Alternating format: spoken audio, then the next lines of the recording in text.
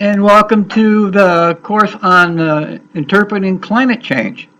This is our newest course for 2020, and this has been an interest in mine for a number of years. I've been doing interpretive planning and training all over the world for 40 years, and some of the changes I've seen in some of the places I've worked for have been pretty dramatic.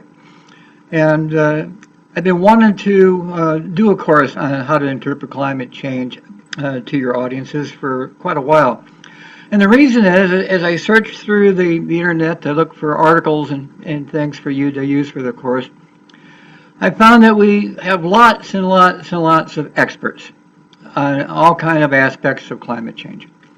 And they're telling us what's wrong and how to fix it and all kinds of things.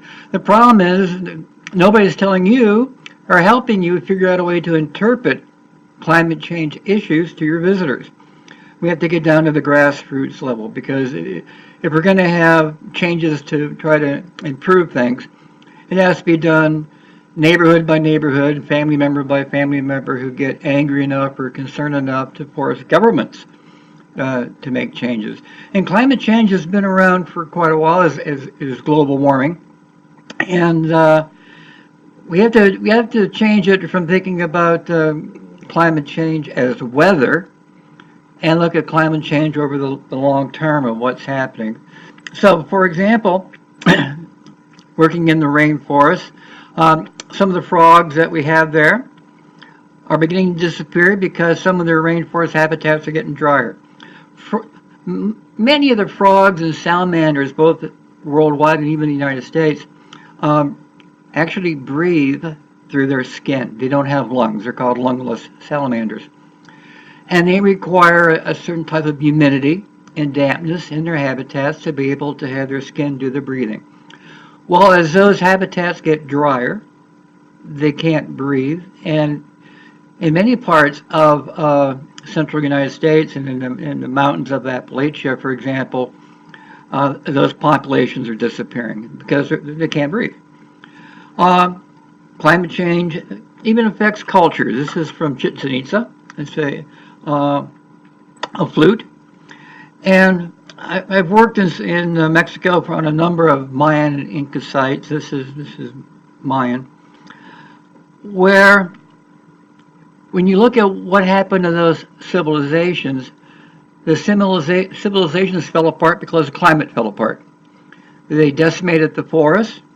They couldn't grow the crops. They were having droughts. They weren't able to manage the rainwater as well as they used to. And because their climate, which was induced by their populations and by the way they mismanaged their resources, led to the fall of their cultures. And even here in Michigan, 10,000 years ago, we had mastodons running around. And, well, maybe not running around, more like lumbering around. And as the climate began to change and their food sources began to change and the weather was getting warmer and drier, a lot of the things they ate were disappearing.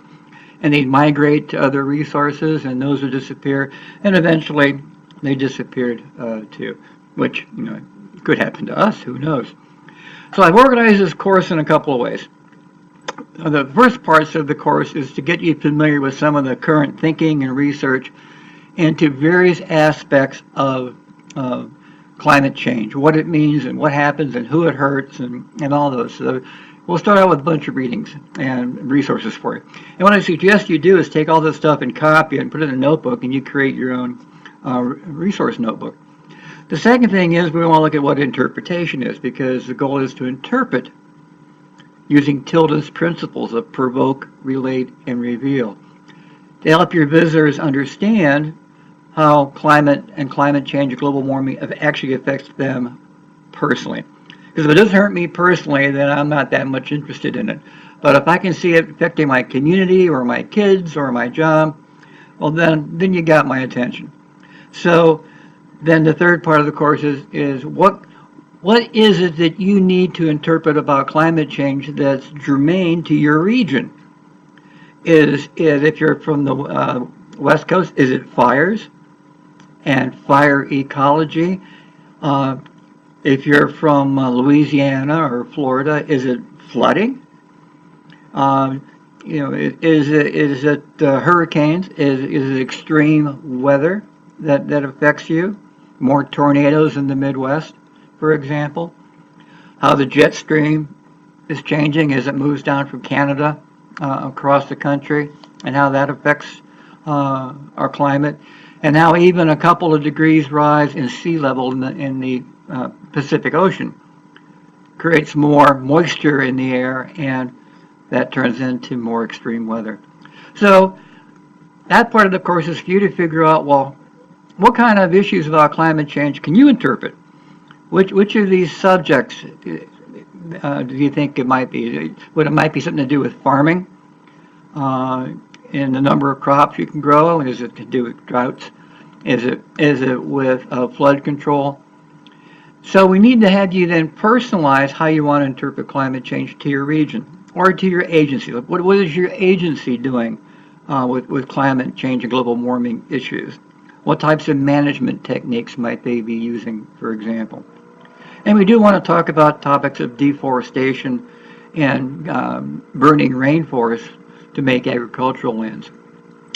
And how in South America we're actually burning up the lungs of the country because the oxygen that's generated in Panama and Costa Rica, for example, is the air we breathe in Texas.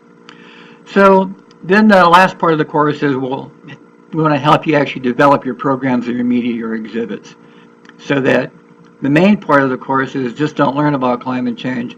We want you to be empowered to teach people to do something about climate change issues. So that's kind of how the 13 units are organized.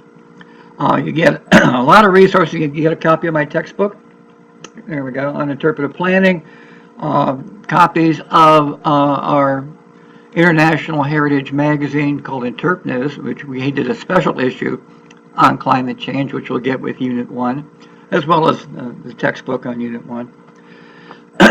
And since this is an e-live course, that means that you get me and my bugs.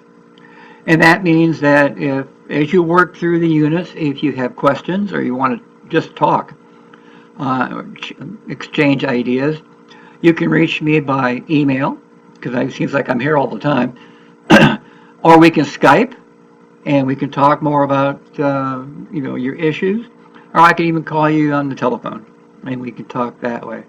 So unlike a lot of the online courses, this is what I call an e-live, which means I'm here just like if I was teaching at Michigan State or just like if I was teaching at Ohio State, and I have open office hours.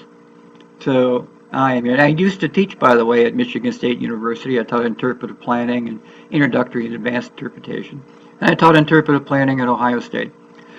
So the course is organized like a college course. I'll give you assignments to read, I give you things to think about, and I give you homework assignments to send to me to kind of help you organize how you want to do climate change for your agency and organization. And at any time you have questions, you can feel free to ask as well. So that's kind of how the course will operate. As you do Unit 1, you send the comments directly to me. I'm your coach for this course, and I'll make some comments or say, that was really well done, very thoughtful, and then I will send you Unit 2. You're not going to get all 13 units at once, because just like in college, in the semester, we're going to walk through this step by step. Now, you can go as fast or as slow as you want to. So you don't have to feel like you have to get it all done in a day. The average time for a lot of our courses, we teach 44 courses in heritage interpretation. And I'm going to be taking out little bits from some of those courses like interpretive writing to help you think about developing copy for exhibits or outdoor panels, for example. So you can work at your own pace. When you're done, you'll get a very nice certificate of completion, and you'll get 4 CEU credits, continuing education unit credits. So if you're a teacher, for example, and you need to do credits to keep your certification, and you need CEU credits, you'll get 4 for this course. So that's about it. That's how the course will work. I look forward to meeting with you and chatting with you, and I look forward to seeing how you plan to organize and present and address climate change and global warming issues for your agency, for your organization, for your museum, for your community. And I'm here to help you along the way. That's about it. You have my email address and my Skype address, and so I'm here when you're ready. And good luck with Unit 1, and we'll get you going with that. So other than that, I think that's about it. I'll go back to going through my book and helping get you ready for the course. That's about it. Have a good day. Enjoy the course, and I'll be in touch with you. Bye bye.